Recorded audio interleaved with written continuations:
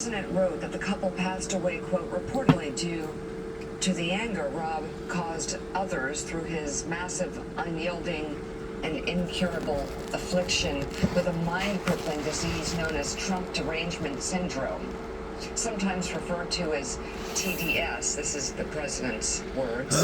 He was known to have driven people crazy by his raging obsession of President Donald J. Trump.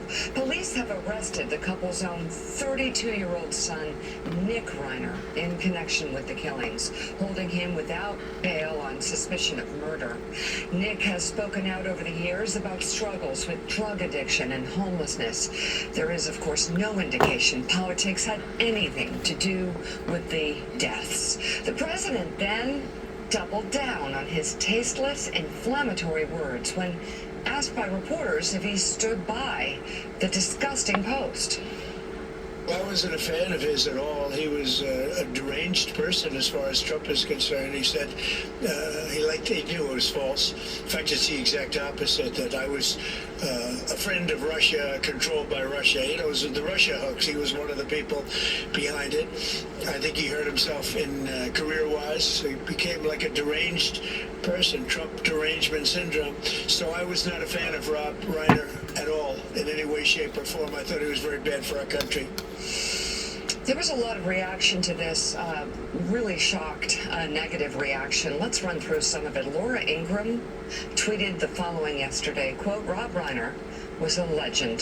His work as an actor and director entertained generations and will live on. We strongly disagreed on politics, but when I ran into him at a Brentwood restaurant years ago, we had a respectful conversation, and he agreed on the spot to come in the studio the very next night. My deepest condolences to his family. She linked that tweet to an interview she conducted with the late director. Also on Fox News last night, Jesse Waters addressed the murder of the Reiners and interviewed actor James Wood, a vocal Trump supporter. Woods offered I'm sorry, go ahead. Woods offered a far different message than what President Trump posted. And when people say horrible things about Rob right now, I find it quite frankly infuriating and distasteful. Did I agree with his politics? I did not. Did I love him as a friend, as an artist, as an icon of Hollywood, and as a patriot? I most certainly did. And I am just absolutely devastated by this terrible event, especially for his family. Amen. You know, James Wood, we all know he's about as strong of a Donald Trump supporter as you can have. Mm-hmm. And I will say it's really quite remarkable when you see somebody who is that critical of Democrats, of people on the left. It's telling. It's not remarkable. It's telling that that's how the rest of us respond. That's how humanity, people with basic humanity, respond. Politics is here. Family problems, especially something that ends in this tragedy, is over here. Amen. And there's just been universal damnation of a really sad, disturbing response and reaction. It's unthinkable. It makes me sad. It also makes me very worried about who's inside the White House, who not only said, yeah, you should put this out, but then they put it on the official White House account. But you have James Woods, again, really hardcore MAGA supporter, showing humanity there for Rob Reiner. Laura Ingraham, the same thing. I would say just very briefly that in another lifetime, back before Donald Trump was in politics, and I was considered very conservative by Hollywood types, I sat next to Rob Reiner, and and Norman Lear. And these were, of course, two guys that, you know, we grew up left wing, left coast, and we had very little in common. I will say it was at Arianna Huffington's place. They were so extraordinarily kind and gracious. Norman Lear, the guy just vilified by people like me on the right for ages. Sweetest man I've ever met. Rob Reiner. Cannot find him. Unbelievably patient in all of my questions about Spinal Tap. I just kept, and I will say his wife kind of rolled her eyes, kind of, oh my gosh, here's another guy asking Rob about Spinal Tap. But they were just the most gracious people in the world. And you know, the Laura Ingraham thing is very revealing. There are times we will say things with people we disagree. We were at an event last night. There are people that attack us, that disagree with us, and you see them and you talk to them. You know, like, that's just basic core humanity, it seems, in this case. Everybody but the President of the United States seems to have that humanity and seems to be aching for the Reiners. And the small group of people around him, as you say, enabling this. If your response to the grisly murder of Rob Reiner and his wife by his child is anything other than horror, that's a moment of reflection for you. That's a moment for you to look in the mirror. There's a depravity to that. There's a deep, deep insecurity to that, which is, oh my gosh, I cannot believe what I'm reading. But didn't he say something mean about me once? I'm going to attack him hours after he was murdered allegedly by his own child. There's a sickness, a deep, deep sickness there that was revealed in that post. And then when given a chance later in the day, the president doubled down on it and went on about the Russia investigation and everything else. This is, as you say, Joe, for most of humanity, there's politics where we disagree on things. Yeah. We have big, loud fights about those things. And then there's humanity, there's family, and then a murder like this. Again, if that's your instinct and that's your response, maybe family needs to check in on you. Something is deeply compared to the first Trump term, there's something very different, uninhibited. Wrong. I don't know. There was something.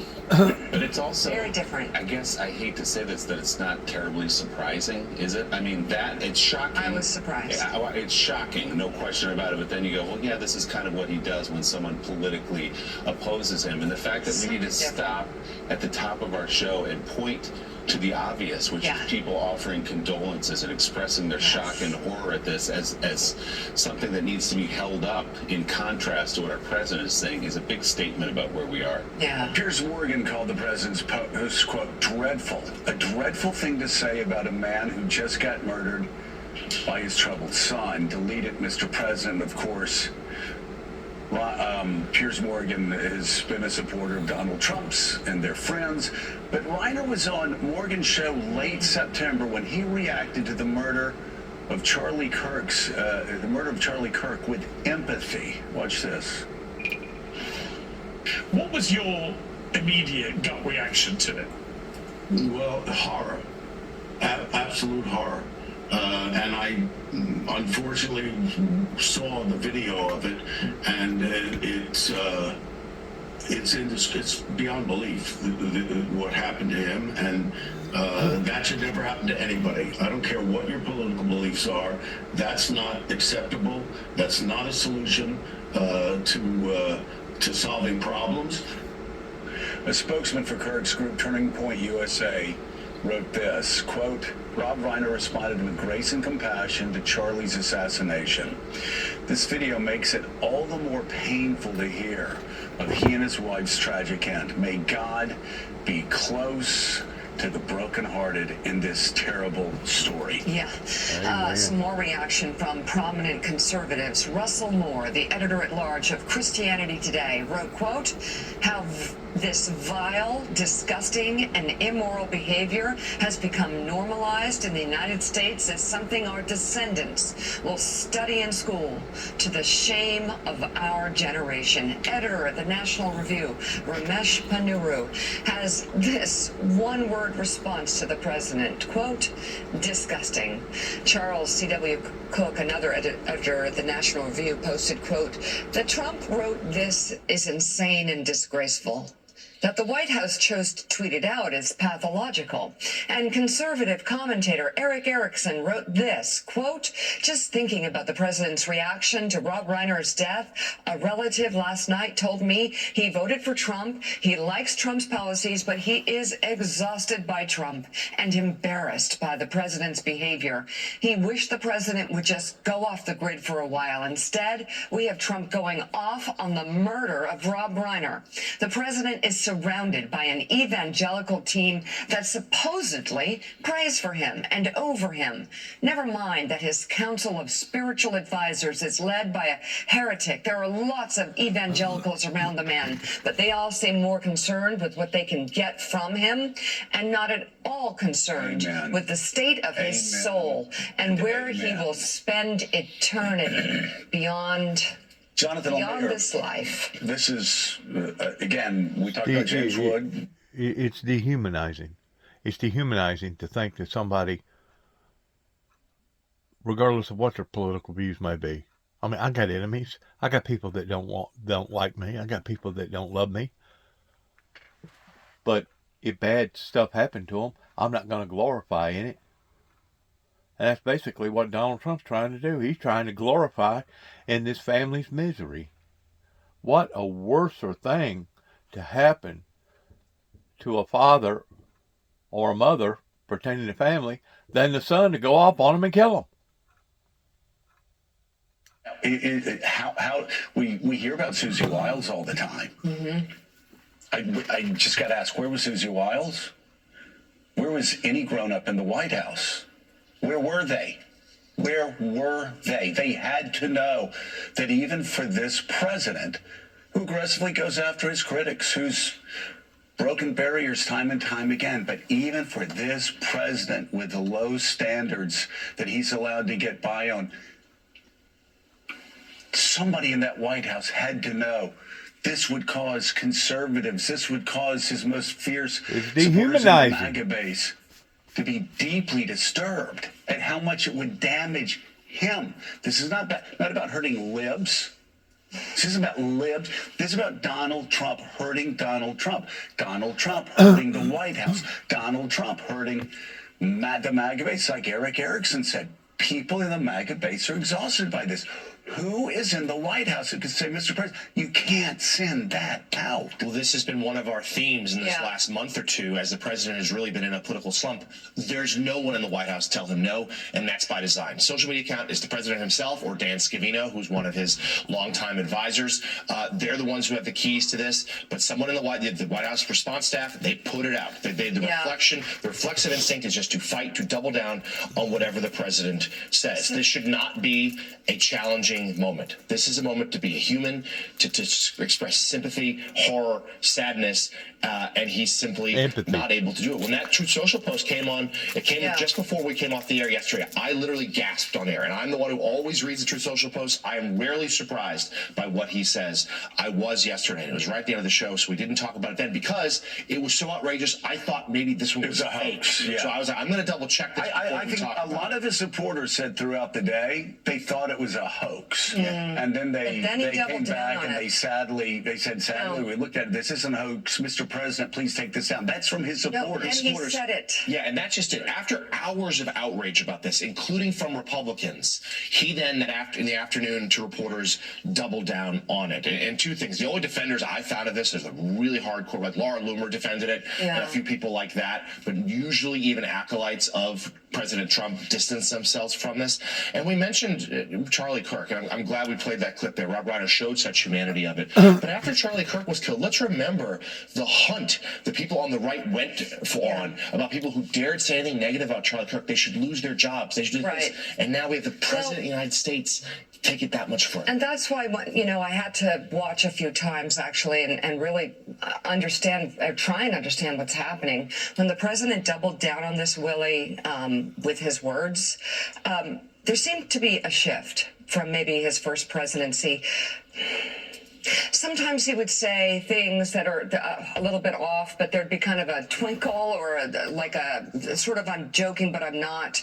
And there was something different here, like a change. And I don't know what it is. And it's to your question, Joe, who in the White House was supposed to be there to stop him? Maybe, Willie, they can't. Maybe this is what it is. They can't, or they don't want to. They like being close to power, and they're just enabling it. And they know there's nothing they can say to him that will stop him at this point. Let's bring in the conversation conversation, chief political analyst for CBN News, David Brody, and author, columnist, and conservative writer, Matt Lewis. Good morning to you both. David, I'll start with you. What's your sense of the reaction among conservatives? We played a little bit from Fox News hosts, some members of Congress condemning it, though not all. Speaker Johnson kind of running away from the microphones as he was asked about this, the man who said of his worldview, go pull the Bible off the shelf and read that. That's my worldview. Couldn't bring himself to condemn this post from President Trump. What's your sense of the reaction, though? Well, the reaction blanket across MAGA, for the most part, has been, what? What in the world? Please, no more. No mas, if you will. As a matter of fact, I got some text just after that went up on Truth Social, and you know it's bad when people are texting going, is that real? That's not a good sign. Look, there's a lot of consternation and frustration here, but I think it's important to point this out, Willie, that this is not just Trump being Trump. You know, that's always been the excuse. Oh, it's just Trump being Trump. Here's the difference. Well, first of all, let's start with this big difference. There's been a grisly murder with an alleged family member, potentially the one that committed it. Let's start with that. But beyond that, anytime that President Trump does this type of stuff, being politically incorrect, if you will, everybody chalks it up to Trump being Trump because there is some sort of kind of truth below it all. In other words, it plays to a MAGA priority somewhere, whether it be woke politics or crazy Democrats or whatever you want to call it. That wasn't present here. And also, President Trump is at his best when he's being funny, you know, thank you for your attention to this matter and all of that type of stuff. Nothing funny about this. That's the difference. Yeah, Matt Lewis, following up on what we just heard from John Lemire, after Charlie Kirk's horrific assassination, you had people saying go through your workplaces and get people fired if they wrote something on Twitter that wasn't complimentary. You noted this yesterday, and here we have, my gosh, well, I'll let you talk about it. We have something here that's just beyond the pale.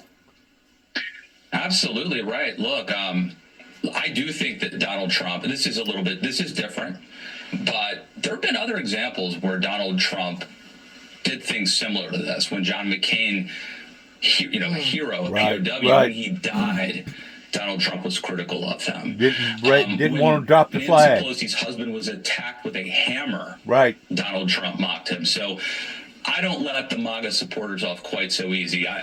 Maybe Rob Reiner was just more beloved than other figures. I think that's totally possible. Maybe Donald Trump didn't do it with the same twinkle in his eye or humor that he has done before. But we have known all along this is a narcissist with nuclear codes. And so if you voted for him, I don't think you should be all that shocked that he said this or did this. I do think it's part of his MO. But, Joe, as you mentioned, there's also the hypocrisy, right? I mean, not that long ago, we saw Charlie Kirk's murder, and I think there was outrage that people were going online and mocking this, taking an opportunity to score political points. And J.D. Vance went on Charlie Kirk's podcast and said, if you see someone, celebrating Charlie's death, push back, call them out. And then he said, don't just do that, call their employer. Well, I don't know who we're going to call to report Donald Trump. I guess we're his employer. And maybe that's part of the problem, is that his employers have elected him now twice. But there is hypocrisy. We had this whole conversation after Charlie Kirk's murder, and I think rightly so, about rhetoric and our responsibility to kind of cool things down. And now here we have the president of the United States, the guy with nuclear codes, who is on this vengeance tour. And I think he thinks, attacking a murdered person is Trump's version of moral clarity or something, or staying on message. It is bizarre, but I'm not as surprised as everyone else, because this is the guy that we have elected twice. Coming up, we'll turn to the investigation itself and what police are saying about the Reiner's son, whom they carrying out this horrific crime. It's one thing to be callous. It's one thing to be cold-hearted. It's one thing to be distant. It's one thing to be different. It's one thing to be politically incorrect. But this does go beyond the pale regarding who it was and how pertaining to family matters of this magnitude.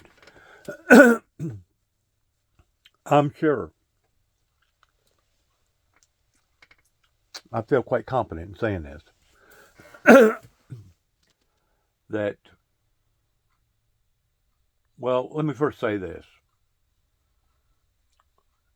Sometimes, not all the time, but sometimes our dad, before he flew in on us boys, would say, now, boys, this is going to hurt me a whole lot worse than it's going to hurt you. Today, now I can look at that as an adult and reflect upon why he said that in his intent, though we questioned his motive and his intent. But I can look at that disposition in disciplining your children, that it was going to hurt the parent as much or more by disciplining the children than it was the children themselves. That talks about the humanity of things. I'm sure, I feel quite confident in saying that the day that Jesus Christ died, that there was certain individuals there, or that was around that area, that heard about that crucifixion, that jumped up and down and gleamed for joy in identifying that this so-called Messiah had been crucified. I'm sure of it. That's the cruelty of individuals that glorify in bad behavior and demonize good behavior. That's the type of society that we're dealing with today, not just with Donald Trump. I wish it was just with Donald Trump.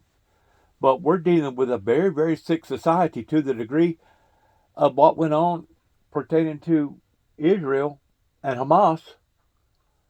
Towards there was a movement, not only in America, but worldwide, towards people glorifying Hamas and demonizing Jerusalem. That tells me how out of sync that society has been, because of either being misled or they're no longer ashamed of the things that they should be shameful of. That would be like mourning and crying over Adolf Hitler taking his wife's life and then taking his own right before we moved in on him towards having him captured. There has to be a defining difference between right and wrong. There has to be a defining difference between what is ethical and what is not ethical. There has to be a defining difference toward what is morally correct versus what is immorally correct. And I think the people are now starting to witness up front that we got an individual sitting in behind the White House with the nuclear codes that holds this type of disposition about not only others, but about the world and about himself too as well. And I don't know where or even if there's a reach-off point or going too far towards crossing the line with Donald Trump due to some of the stuff that I've heard come out of his mouth. That's basically very similar to what we're hearing about Rodney's death. It's awful. It's absolutely disgraceful. It's dehumanizing. That's exactly what it is. It's dehumanizing. It's dehumanizing in how far society has gone to the extreme left. Forward to today here in Los Angeles. Nick